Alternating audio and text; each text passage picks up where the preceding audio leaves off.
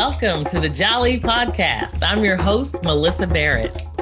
This podcast is for those who are interested in the conversation around diversity, inclusion, and equity.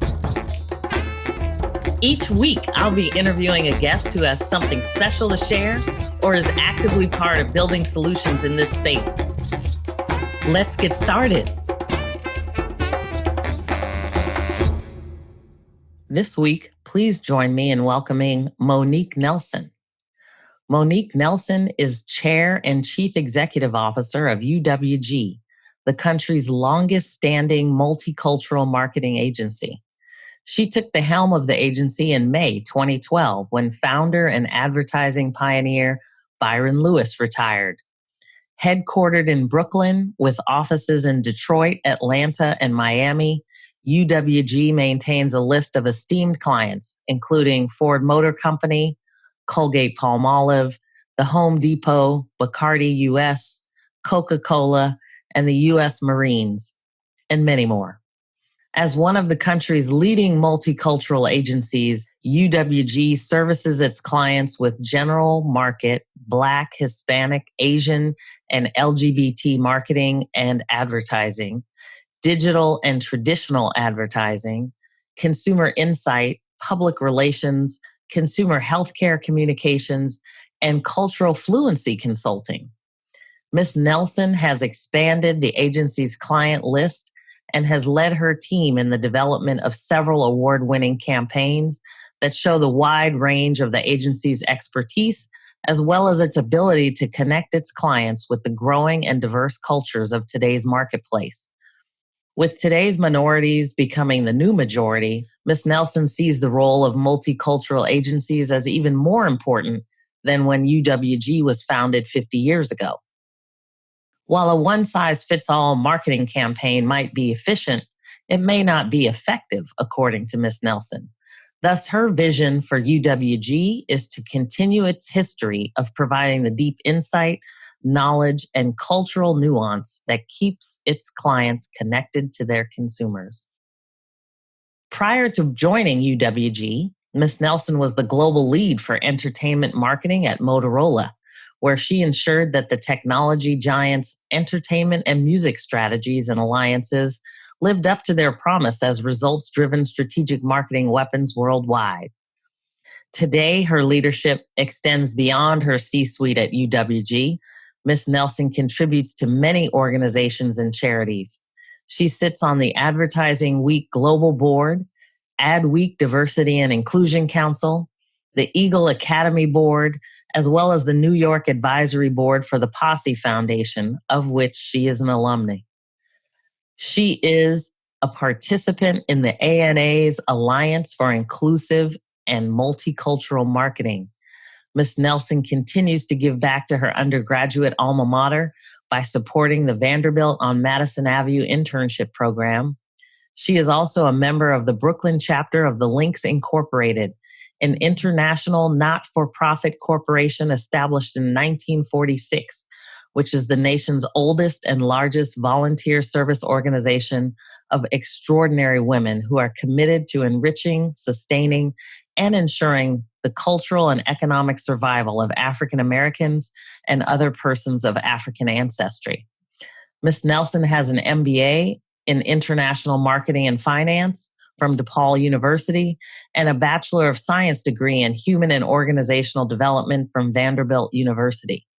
In 2016, she received United Way of New York City's Women's Leadership Council's Power of Women to Make a Difference Award. Her other distinguished honors include the Network Journal's 25 Influential Black Women Under 40, Ad Age's 40 Under 40, and the 2015 Advertising Working Mothers of the Year. Thank you so much for being here.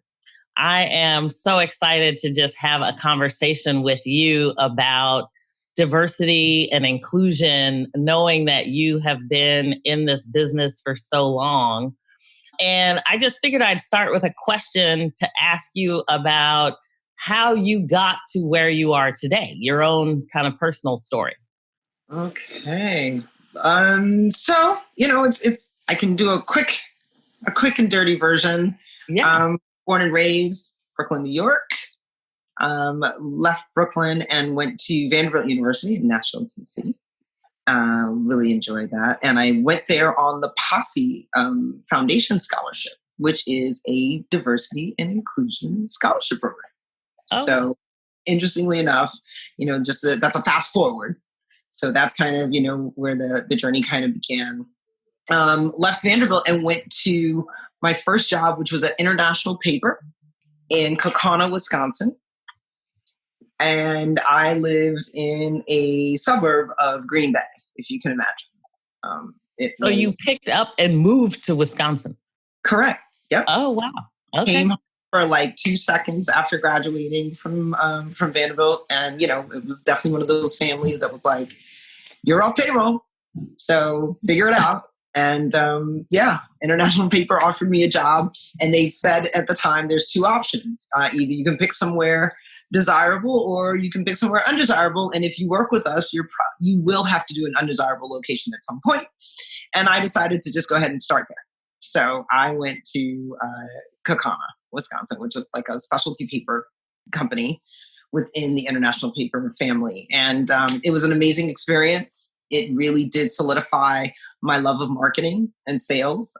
And I was able to really learn more than I ever imagined in that environment. Worked on, Post-it notes, worked on, I sold the paper around reams of paper, ream wrap. I sold the peanut butter cup holder for Reese's peanut butter cups. So as a entry level salesperson, you were what they would call the throwaway salesperson. So every piece of paper I sold eventually got thrown away. So that was a really interesting way to kind of cut your teeth in marketing and understand the nuance of sales. And that opportunity led me to Chicago. And I then ended up moving in 1999 to Motorola. And I took a global brand strategy role there. And that was, as you can imagine, a phenomenal moment to be in technology and certainly in mobile technology. I can honestly say I was probably, we were there in the time when folks were talking about, everybody's going to have one of these. And I'll be brutally honest, I didn't really believe them. I mean, at the time, right? Like you had the big micro tabs, like putting a shoe to your face. So it was, you just kind of couldn't quite imagine where we are right now, but it was definitely on the road to that. And technology, actually, that's where I really kind of built, my bones around, strategy and marketing and really, looking at this burgeoning, market, right? Traveling the world, spending a great deal of time in Asia, in Latin America. And, one of my longest international stints was in Europe when I lived in Milan. Really hard assignment, for sure. My closet, for sure. Forever grateful. And I always tell people my Milan wardrobe keeps me honest with my size because I never, ever want to not be able to wear those clothes. So, I bet. Yeah. So so then came back stateside and worked on Rocker, which was, the first cell phone with music in it. So it was really kind of the first, iPhone in so many iterations. And that was an awesome experience. And then point in my life where it was just like, hey, you got to go home at some point. I'm an only child. Moved back to the city. Motorola did not have a facility out here that was, hosting marketing or otherwise. So it was time to move to something else. And I spent probably a little under a year, looking for an opportunity in New York, and ended up interviewing at Uniworld in the fall of 2006 and fell in love with Byron Lewis, the founder. And I joined them in February 2007. And I worked at Uniworld and in different departments, joined as kind of integrated marketing and brand entertainment, as well as being an account director. And just did a bunch of things within the agency, but most importantly, wanting to make sure that they were digital first. Because, of course, having come from this world, I'm like, you know what? Having seen the rest of the world, marketing is no longer going to live in these three places, right? TV, radio, and print. Right. this little thing that, are getting smaller and smaller and smaller and more powerful is really where, this industry is going. And thankfully, Byron really valued my vision around that. And I started to, get more and more departments that I was, working in. And in 2010, we had a real conversation about what my future would be with the organization. And in that conversation, it came up that I want to, succeed him. And in order to succeed him, that means I had to buy the controlling stake of Uniworld Group. And I made 2 phone calls. I called my parents and I asked them, what do you think about us buying an advertising agency? And they were like, sure, why not? And I made another phone call, which was to my boyfriend, who is now my husband. And I said, hey, what do you think if I buy an advertising agency? He said, sounds good to me. And I was like, oh, okay. Went back to Barrett and said, all right, let's do it. And it took the better part of a year and a half to figure out how to do that, because I had no idea how to buy an advertising agency. So crash course in acquisition, investments, talking to, no less than, 300 meetings, right? Just what do I do? Who do I talk to? How do I get this done? I mean, it was just, consultants and bankers and lawyers, and it was quite a journey. But by May of 2012, we closed. And I have now been the chair and CEO of Uniworld since May of 2012. Wow, what a great story. That is phenomenal. I think it gives everybody just a trajectory for, you can do what you want to do. And, you just have to, even if you don't have experience with it, you just figure it out along the way and make it happen. So thanks for that's so inspirational. I'm assuming there were lots of mentors along the way that kind of helped you. Sounds like Byron may have been one, certainly, to get you there. What was that experience like? Were there folks that kind of took you under their wing, or? Absolutely. Every step of the way. I have a mentor who I've known since I was in college, a gentleman by the name of Michael Ainsley. He used to be the CEO of Sotheby's. And he was just clarifying, right? Like just one of those people that you can always look to and have a conversation with. My parents were just, insanely open to, whatever I wanted, right? Whatever I wanted to try, whatever I wanted to, do. So there's just something about that exposure and that ability to, honestly, to kind of fail too. Yeah. Like get out there and fail, pick yourself up, do, try it again. It wasn't really, I was a terrible artist, and I remember saying, I want to do this class. I want to take this ceramics class. And, it wasn't very good. And I remember my mother going, let's channel your energy elsewhere. Find your strengths. Lean in. That's great. Which is awesome. So, I've always been able to kind of deal with truth. And, and everywhere I went, I must say, I was able to kind of find someone who either I gravitated towards or was able to have an open relationship with, and kind of continue that through. And once I found out what sponsorship meant, then that was, another kind of tool in the toolkit to understand that, somebody has to advocate for you, and be in that room and, where you are not, and one of the mantras, one of my mentors gave me was, decisions about you are made in rooms without you. And that ultimately means, people have to recognize you, understand your strengths and where you can add value. Yes, powerful. Everywhere you go, that's what you got to find. And that's why D&I is so important. Yeah. Because you need to be able to find that in people that look like you, and people that could feel like you. And that's critical. And I must say, everywhere I went, and especially at Motorola, I remember walking into my first day, David Gutman, big shout out to David. My first day, he gave me a list of 3 Black women in that organization that he wanted me to reach out to. Wow. And it was like, along with my welcome pack was like, here's this woman, this woman, this woman. I recommend you reach out and, he was like, as a white male, I don't know what your experience, needs Right. to be. I want to give you that safety net now. Yeah. And I just, again, it just felt normal. So when you figured out that other people didn't get it, that's one of the things that's really important about what we do every day. Yeah. And I think, when you start talking about community, he started to create that community for you. And I think a lot of companies today are trying to figure out, how do I focus on inclusion and diversity?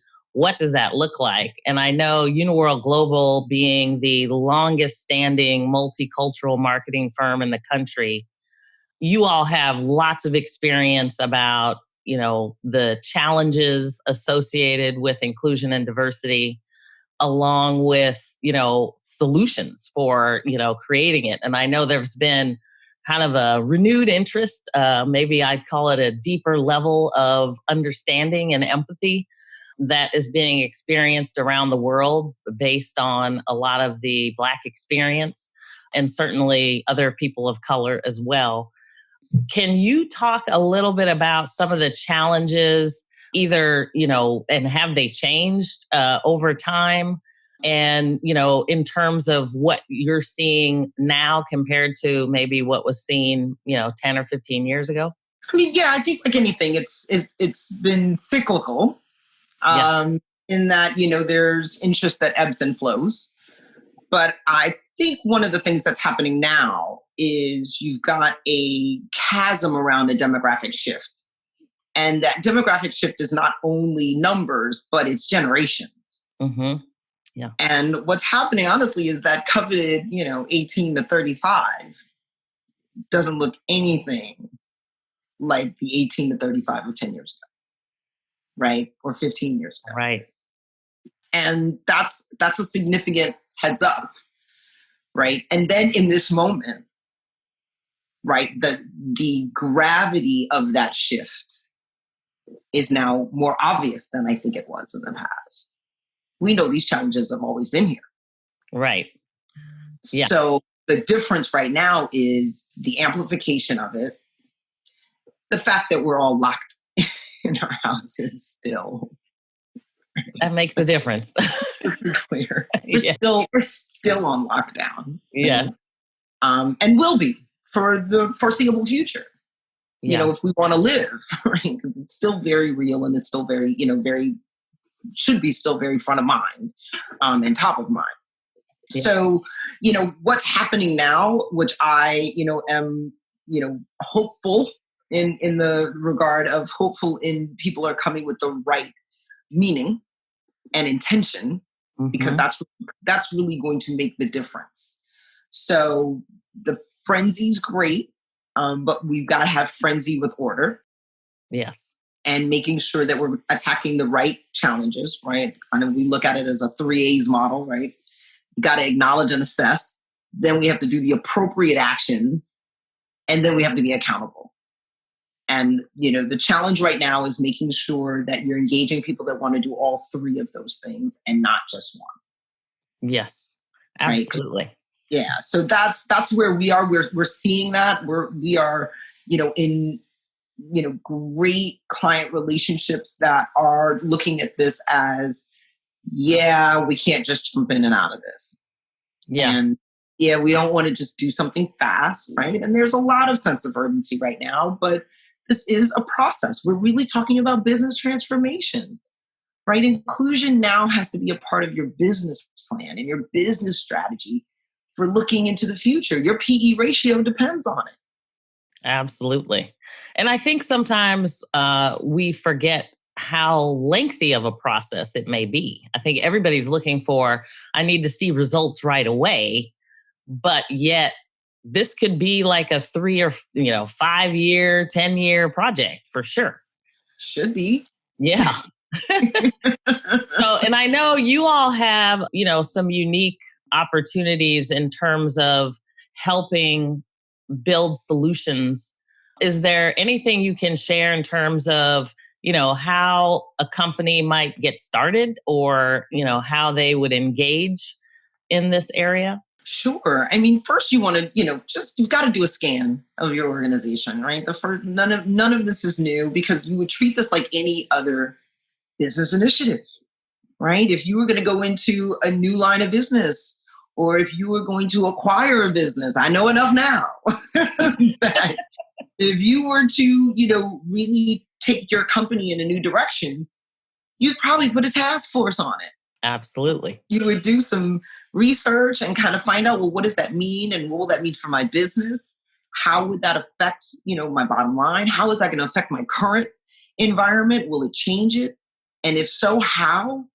But if this was a life or death, business pivot that you had to make in your organization, you would do all the steps.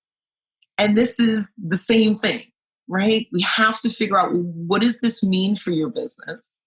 Right. And that's, again, an assessment process.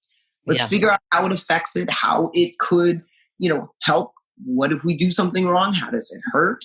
Right. Let's, all of you do that SWOT analysis. Right. And we would, land on that, and then we put strategies in place and tactics. Right. We would do all of that work to say, okay, if this is where we're going, we'd have that ridiculously long spreadsheet. Right. We'd have a project manager. Yeah. Like we did for Y2K. I was around for that. Yeah. And, we put energy and everyone would have a part to play in terms of how this transformation is going to work, right? And how this new business is going to affect how we work every day. And if your human resource people are involved in how's this going to change the culture? Right. What does that mean for how we work? Right. And what does that mean for collaboration and high performing work teams and, matrix systems if that comes into play? So you would do that work. And then, of course, like with anything, you'd measure whether or not it worked or not, or how it's progressing, or what is working, or what's not working. And if it's not working, you're going to go in and you're going to tweak it. You're not going to abandon it. You're going to tweak it. Yeah. So, and then, and to that point, in terms of, because I think there's a couple of things there with respect to the process, one of which I know I have been kind of vocal about is making sure that you include the community that you're talking about. Because I think sometimes people will say, well, I can, I'll fix it and I'll let you know how I fixed it, as opposed to actually incorporating connections with the community so that the community is actually involved in providing that. Absolutely. And that's where that task force comes into play, right? That comes with, those are the voices that are going to help you get there. Yes. Right? They should be extensions of these advocacy groups. Yes. Right? That is, right? But that's, again, if we're going to say we're going to go after, people of color, well, I hope you have people of color figuring out how to go get them. Right. Yeah. No doubt. That would help. It would be helpful. Especially, I think a lot of times we expand our net and we forget to include folks in the community to help get the community, right? So, you don't want to show up at Howard University and not be able to identify a community of people that people are, that are welcoming to your own company. So that's fantastic. Are there specific areas in terms of the assessment that you would highlight in terms of, how to get started? Sure. I mean, our organization is very data driven. So, some of the things that are really important to us would be, things like your numbers. We do want to kind of understand where you are. I think there is, something to be said about baselining, right? And putting a goal in place, right? And I'm not talking about numbers and, counting people. What are the goals? What are you trying to, achieve? So we would spend some time around your strategies, and what are some of the things you're trying to achieve over the next 5, 10, 15 years? We're long-term vision. We don't want to fix something for now. So it would be a matter of, hey, this is, we'd be more than happy to come in and really talk to you about what that strategy looks like. We really do want to make it something that is part of what you would do every day. right? We don't want it to be that extra work, right? This shouldn't be your fourth shift job, right? We all have enough work. What we want to do is, make the work that you're doing more now more inclusive, right? Let's make it part of the habitual stuff you're doing, right? Let's not, make it an extra thing. So that's kind of the way we approach it, because we do want it to be sustainable. All right. So, that early assessment time is important. And we spend quite a bit of time talking to senior management, right? We do want to understand that commitment level. We do, again, want to understand how your organization works and does it, quite honestly. And why are some of these things not flowing? Because most leaders are like, I'm not trying to have an exclusive organization, right? And if they are, then this wouldn't matter to them.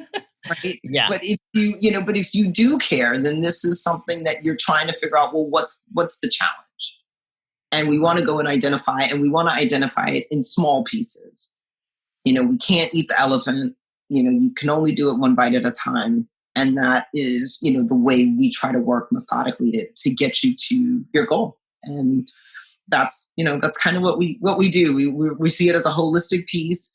We really are uniquely positioned, we believe, to do inside and out, right? Because of our 51 years in knowing this consumer, right? Which is also the person that works for you. Right. It really does give us that unique positioning of being able to diagnose what you need to do internally to make yourself a more inclusive culture internally with respect to your brand. But also, how does that translate into your outside world, and what does that mean as the demographics change, shift, tastes, and times evolve? That's a great point, because I know in a lot of cases there was a term we used to use, eating our own dog food. When you think about your internal branding in terms of how that culture is created and nurtured over time, can have an extreme effect on what your brand looks like on the outside, as people are out there carrying that ambassador for your company. Let's pause for a moment. We'll be right back.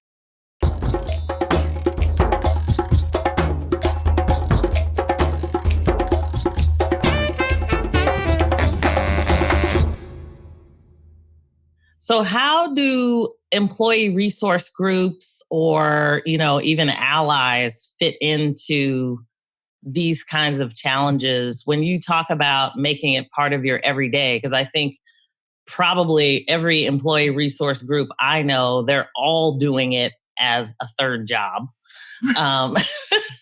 And, it's like there's a lot of work to be done, and they rarely get recognition or pay or anything associated with it. Yeah, that's the part that needs to change. Yeah. That ERG should be on your evaluation. Yeah. Right? The work that you are contributing to that is adding to the contribution of your organization. And it shouldn't be. And if it is, it's the development job, right? You should also be scored on the fact that that's something that you're willing to do in service to your organization. Right. Yeah. Right? Like, that's not, it should be part of how you're evaluated. It should be seen as a stretch assignment. Yeah. Right? Because it is real work. You just absolutely. I remember I was on the ERG at Motorola. I remember being the one going to the job fairs. Yes. Right. In addition to doing my job during on Saturdays at night and Sundays at night, being at recruiting events and making sure that, yes, Motorola showed up like me. Yeah. Because it was important that Motorola show up like me at a Black Enterprise event. Yeah, definitely. Right? With other Black employees at Motorola, so that they could say, yes, this is a place for you. Yes. Because look at our team. And I was honored and proud to do it. But no, it wasn't something that was an aside. It was absolutely, my department knew I was going. They understood that it was something the organization wanted me to do. And yes, it counted for me, not against me. Yeah. Well, that's important, because I think that's a huge shift, certainly from the folks that I know of that are working in ERGs. I mean, I think the subject is coming up more often, but it'll be interesting to see how that evolves over the next few years and how companies really provide some of that, whether it be compensation, recognition, at the very least for all that they are doing. Because I know there's tons of folks over organizations making a difference. And, they're just doing it because they know it needs to be done and they love to do it. So that's right. So then in terms of allies, so there's been a lot of dialogue. I think just even the fact that people are creating some safe spaces for vulnerability and conversation. I think you probably had at least one with your own staff and employees. I literally got off one. And so, I mean, how important are those? And are they things that, you're incorporating into, the way you all do business? How does that work? Yeah, no, I'm sorry. And I know that was part of the previous question too. So yeah, allyship, but yeah, I mean, allyship is critical. And part of the safe space is to kind of continue that open dialogue and allowing people to express themselves as we go through this uncomfortable transition. This is stuff we've never talked about at work. We are now all of a sudden telling Black people, gay people, Hispanic, Asian, whatever you are, to now be vulnerable in a place that you were told forever to never show your emotions. Right. And now we have to create a space where that has to stay. Right? You can't tell people to come out of their shell and then go, psych, right? Like we can't. Right. We just told every person of color to pour their heart out. Yeah. Right? Most places, at least the places that I've worked with. Yeah. So you can't stop now. But I think there's that level of trust, right? Yes, that it has to be there. And I am finding that more and more allies are so engaged in that part because that's where the community is going to build, right? Because that's where you're going to hear the truth. Right. The truth is so important in this moment, and it doesn't mean an indictment, but it is a truth about this is still a challenge. No, it's not fixed yet. No, this is what I need from you. And that's really important. And we have to keep that part going. That's what's going to carry us through this, is the fact that people will continue to be able to be honest and express themselves. And I mean, not everywhere all the time. That's why it's called a safe space. Right? Hour. Yeah. Maybe, Not at every meeting. Not every meeting, right? But it's the meeting that you can actually go and say, this is still a little messed up, right? Or somebody still hurt my feelings this week, or whatever, right? And how can I become a better a version of myself? And I'm finding organizations doing great work. Super proud of my partner at WPP, who's really been putting these, micro learning sessions together. And we've been, happy to participate and put, anti-racism, training together and, a place to talk about race and people learning a bit about where this all came from and that we can dismantle something that was, a figment, right? A myth. Right? Yeah. This is all built on a myth. So, we have to go in and deconstruct that myth, but we got to know where it came from. But it's, most of the time I am seeing more allies, showing up in that space, willing to lean in, which is the part that, again, I think was probably missing on so many levels the last go round, or, it was there, but then it was lost somewhere in between. But we're kind of all in this together. And it's important that we all kind of understand where we came from, so that we can do a real comprehensive fix. Yeah. And even with respect to, because I think everybody comes to this from a little bit of a different place in terms of whether it be, their own guilt about understanding, just their own privilege. Maybe they weren't quite aware of how privileged they were and how challenging it has been for people of color. I mean, where do you start with that? Because I think in some cases, there have been conversations about, increasing levels of representation by, lots of different companies. And certainly they can do it in a variety of ways, but it seems like maybe there's been a lot of focus on inclusion and diversity over the last, say, 5 years, and we're still struggling to get representation. So I don't know. I think that was probably two different questions, but well, I mean, okay, this is again, and you'll find me repetitive in that you can do stuff or you can be intentional. And the problem with, just counting, which is what it sounds like, right? I'm just going to get more people. Your environment still sucks. Right? Sometimes part of the reason people aren't there is because they don't feel comfortable. Right? So you can continue to march people through and they're going to walk in the front door and right out the back because it's not comfortable. Right? Nobody's made any kind of accommodation. I got a question the other day that said, what do you do when you're bringing the first one in? Right? What if we are in all whatever environment? And actually, I went through this. I remember when I bought Uniworld, one of our offices was all Black. I thought it was weird. I really did. I said, this is strange.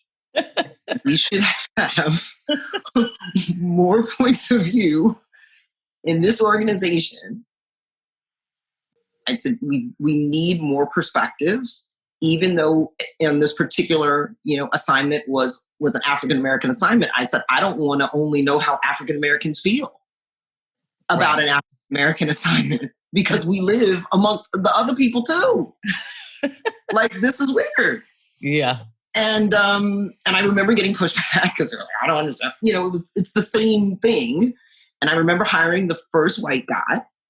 And I spent a tremendous amount of time telling him he was going to integrate an office. You're the first white person to be here. I really don't know. But let me tell you the resources we're going to put in place to ensure that you're not the last. Right. We want more other people in our organization, and I need you to work. I need this to work. So we had to put stuff in place to make sure that the white guy felt good. Yeah. It's the same thing. Right. If you're going to do that and you know that your environment has never been inclusive, how are you expected to make it stick? You've got to put some other things in place, right? You're just going to have to. And so you alluded to some training and other things. Are those the types of things when we're talking about, like, whether it be unconscious bias training or other things? Are you thinking that those are items that should be kind of required, or how does that actually get executed? Sure. I think that should be part of everybody's onboarding. Right? If this is part of what you're doing, especially in the near to, not foreseeable future, if that's what you're trying to do, I mean, what's happening is the fact that we need to get everybody up to speed as to what this feels like, looks like. And, I remember, there was a time when training was inclusive of that. That part of, your cultural indoctrination in an organization meant that you, went through certain trainings and really in service to the values of the organization, right? That's what it should be, is if, and everybody's values are all, very lofty and aspirational, right? We serve the world. We're saving this. We're doing, so they're always very big. And if that is the case, then that should be a part of how an organization onboards you. And those values should come through that onboarding. So yes, I think training is a continual effort. And if this is part of what we call inclusive leadership, right? Like, everybody should be a part of being inclusive. And what are those skills? So our trainings are very skill-based, very much about building you up and upskilling you as a person to be able to see and understand what to do in a situation, right? We want to be situational too, and be very thoughtful. We don't believe in the preacher training. We don't like the click the button training. We really do want to make sure that it's applied to how you do your work every day. and how that's going to improve how your teams work and ensure they're high performing and productive. So, we believe training needs to be thoughtful in terms of how it's going to affect your team. And, for some environments, click the button works, but it usually doesn't work for stuff that's culture based. Right. Yeah. So I'm good for click the button for, a data entry or, here's how you do your expense report. But that's really tough when it comes to how do I get a team to work effectively together that are on 6 different continents and, have, multiple challenges around, product delivery. Like that's not, click the button's not going to help that situation, but inclusion can. Yeah. That's a great point. Because I think when you think about culture and, identity as a whole is it is really the core of you. And so when you're moving around to different locations or corporations, it can be challenging. So when you're thinking about, we talked a little bit about, kind of casting a wider net to try to incorporate representation. But obviously, there's a lot of focus on retention and development. And you spent some time talking about development and how people can move up within a company. And it seems like every time I have a conversation, there is some sort of middle that happens. And there's something going on in the middle of the organization where the top and the bottom think they're on the same page, but getting up through the organization seems to be more difficult. Ooh, the frozen middle. So are there like strategies that companies can think about when, how do you break that ice there? Ooh, that frozen middle, that career level, that hard center. Yes. Is a very interesting phase. It is a total part of organizational dynamics. And we really believe that they deserve a WIFM, which is the what's in it for me. Absolutely. The WIFM is critical. You have to figure out how people who are sitting in, the in-between positions, right? Because they're too big to be small, too small to be big, but they're valued, right? Like you've got to find value from them. And a lot of times that's the consternation there is because they're not being utilized, right? And not being rewarded or acknowledged for their work at that level, right? Because the senior people are getting paid, right? Let's call them it is. The junior people are like, I'm so happy to be here. This is awesome. And these are the people that are doing the work. Yeah. Right? Either they're training the ones beneath them or they're giving it up to the ones above them. And you got to figure out how they get theirs. Yeah. And how do we reward them for being the conduits? Right. And that's really, because the organization doesn't work without them. I mean, I was in the workforce when they cut middle management out, and you know what happened. Nothing. Right. Like, where'd our productivity go? Who did that? Ben, that you just let go, like 20,000 of them. Right. So they have to have a reason to believe too. And sometimes those reasons are different. So we now have to align the fact that, yes, senior level, very clear. Junior level, usually very clear. But the middle is usually very kludgy. And you've got to start to give value and give reasons to believe so that people can then move the organization forward. And you can do that, but you've got to figure out what that WIFM is. And it may not be what you think it is. Could be time. Could be access. Could be education. And I'm assuming that loops right back around to your assessment process. Yep. Got to find out from the people. Got to talk to the people. At some point, you got to talk to the people. Yes. That is awesome. I mean, I have truly enjoyed this conversation. I feel like I could talk to you for weeks on end, and you have all these nuggets and morsels of wisdom. So thank you so much for sharing with us today. And I look forward to continuing to watch Uniworld Global as you are, in fact, leading and setting the stage all over the world for the standard on inclusion and diversity. So I thank you so much for the work that you are doing and your teams are doing. I know you're massively busy, and I so much appreciate the time that you spent. Thank you so much. And I love the fact that you have renamed us Uniworld Global. I think I'm going to do that. That's who you are, right? No. Did I say the name wrong? It's just Uniworld Group, but I'll go with Global. I like Global. I like Global too. I think you're already there. So, what can I say? It was a Freudian slip maybe for you. We'll take it. Awesome. Well, thank you again, Monique. Becky, thank you, Melyssa. You guys are awesome. Thanks for joining me on the Jali podcast. Please subscribe so you won't miss an episode. See you next week.